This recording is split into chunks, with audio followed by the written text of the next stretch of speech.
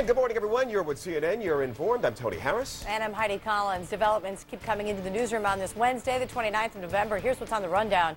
A secret memo leaked. The White House raising doubts about the Iraqi prime minister, and on the very day he will meet with President Bush. Video games, a parent watchdog out this hour with new ratings and amazing images of the teen brain on video games. And striking parallels for the Christmas season. A pregnant, unwed teen portraying history's most famous unmarried teen mother. The Virgin Mary with a twist. In the newsroom.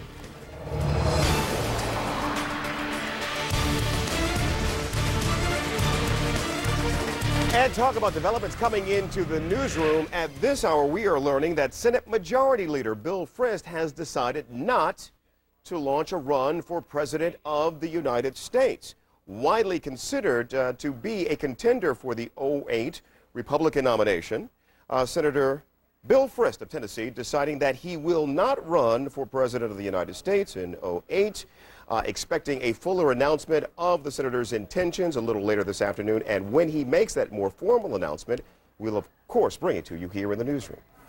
I want to tell you about this story as well. Amber Alert has been issued in Ohio. Our Frederica Whitfield is in the newsroom with more details on this. What's happened here, Fred? Hello to you, Heidi. Well, two Middletown, Ohio boys make up that Amber Alert. Officials believe that they were abducted by their father yesterday.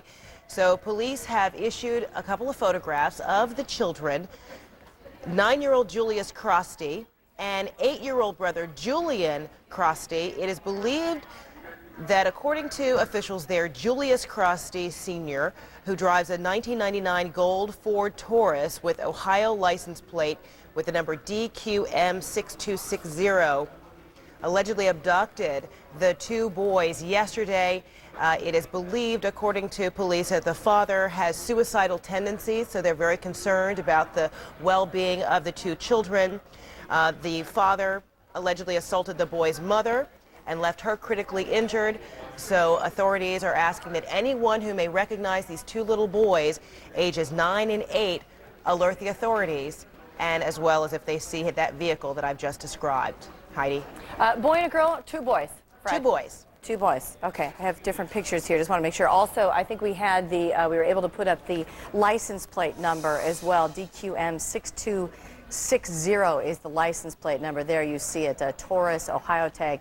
A live shot to look at. Fred, I know you're working on another story as well coming out of Ohio. Right. Also in Ohio, not far away near Cincinnati, in the suburb of Norwood, Ohio, and there a live picture of police investigating what they believe to be a suspicious device under the underpass of I-71 just outside of Cincinnati.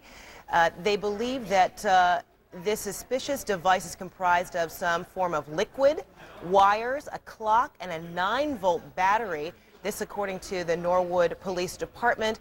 Bomb detecting dogs have sniffed the device, and technicians are now asking for an X-ray machine as well to try to further assess this device. So two stories being worked there in Ohio, and we'll continue to keep you updated. All right, very good. Frederica Whitfield, thank you. Meanwhile, his country racked by violence, his capabilities now questioned. A leaked memo raises doubts about Iraq's prime minister ahead of his meeting today with President Bush. The story from White House correspondent Suzanne Malveaux, who's traveling with the president. The NATO summit is wrapping up here in Riga, Latvia, but all eyes on a once classified memo, 5-page, that was leaked to the New York Times, authenticated by senior administration officials, which reveals impressions about the Iraqi Prime Minister Nouri al-Maliki. National Security Advisor Stephen Hadley had a meeting with Maliki in late October, wrote a memo, shared it with the president in November, gives his impressions, and indicates some serious doubts, questions over whether or not Maliki has the capabilities to control the sectarian violence in his country. This memo highlights saying that Maliki's intentions seem good when he talks with Americans, and sensitive reporting suggests he is trying to stand up to the Shia hierarchy and force positive change. But the reality on the streets of Baghdad suggests Maliki is either ignorant of what is going on, misrepresenting his intentions, or that his capabilities are not yet sufficient to turn his good intentions into action. There are steps that Maliki could take, including bringing his political strategy with Muqtada al-Sadr to closure, shaking up his cabinet, and announcing plans to expand the Iraqi army. some steps the Bush administration could take.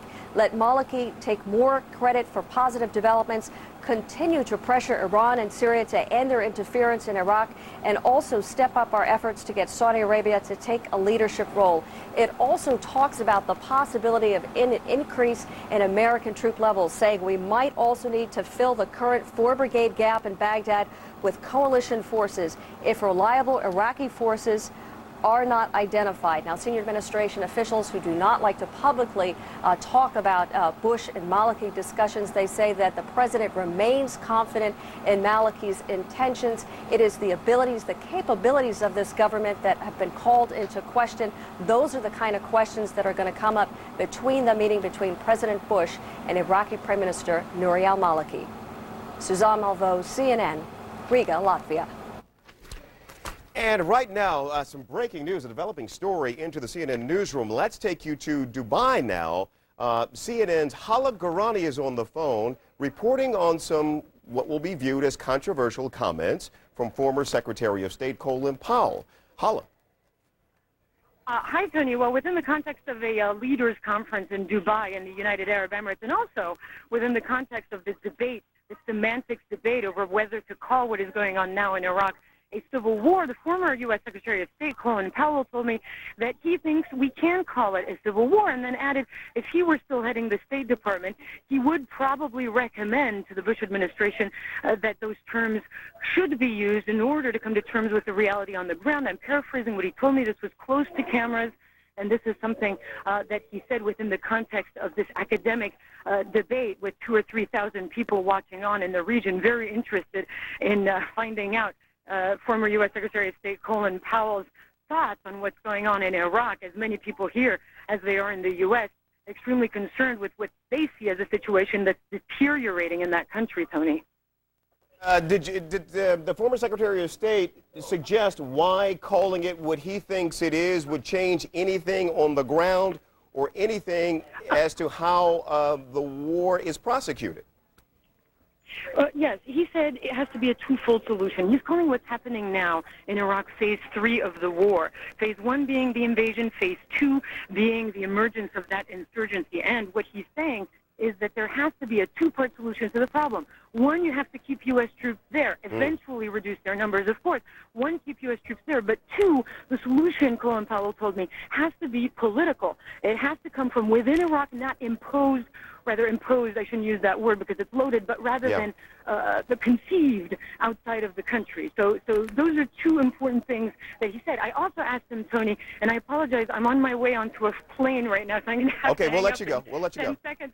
But one interesting thing, though, is that he said to me when I asked him, do you regret the statement that you made at the UN Security Council in 2003 where you presented what was billed as evidence of WMD in Iraq and the basis for which the country was invaded by U.S. forces? He did pick that term up again and said, yes, indeed, I do regret it. Tony? CNN's Hala Garani in Dubai, the United Arab Emirates, just fresh off a conversation with former Secretary of State Colin Powell. Hala, we appreciate it. Thank you. As we continue to look at some notes from that conversation with Hala, also seeing on here that Colin Powell said he does not have any ambitions to run for president. Also another person who CNN has been able to confirm who does not have ambitions to run for president any longer, Bill Frist. He's currently the Senate Majority Leader, as you well know, live shot there of White House, and he will not be running for president. He will make a formal announcement apparently a little bit later on today. I'm quite certain we will carry that for you live if and when it does happen. President Bush now headed to Jordan. His vision for Iraq in jeopardy, fear of failure extending well beyond one nation's borders. CNN's Ben Wiedemann explains. It would hardly seem like the best time to visit the region. President Bush's grand ambitions for the Middle East lie in disarray. In Iraq, what was supposed to be a beacon of democracy has become a black hole of sectarian violence and anarchy. The administration still insists it's not civil war, though what Iraqi officials describe sounds almost as bad. This is a war between the extremists and the moderates in the whole region, and that's why it's concentrating its effort in Iraq. If they lose in the whole region. If they win, God forbid, they will disrupt the whole region again. Perhaps glimpsing post-pullout reality, Iraqi President Jalal Talabani is now rubbing shoulders with the leaders of Iran, who seem as determined as ever, threats of sanctions notwithstanding, to pursue a nuclear option, flushed with growing regional clout. The backed government is under siege. And that government is being undermined, in my opinion, by extremist forces encouraged out of Syria and Iran. Why? Because a democracy will be a major defeat for those who articulate extremist points of view. Across the region, hopes for a blossoming of democracy have been dashed as almost every experiment in political liberalization in Egypt, in Iraq, in the Palestinian territories has empowered or emboldened Islamic hardliners. And CNN's Ben Wiedemann joins us now from Amman, Jordan. And Ben, does the withdrawal of al-Sadr's faction from the al-Maliki government threaten this summit before it even begins? Well, the Sadr faction has 5 ministers in the Iraqi government, so it's not an insignificant number. We do know that the Sadr faction has made this threat to pull out of the government in the past. This time they actually carried through.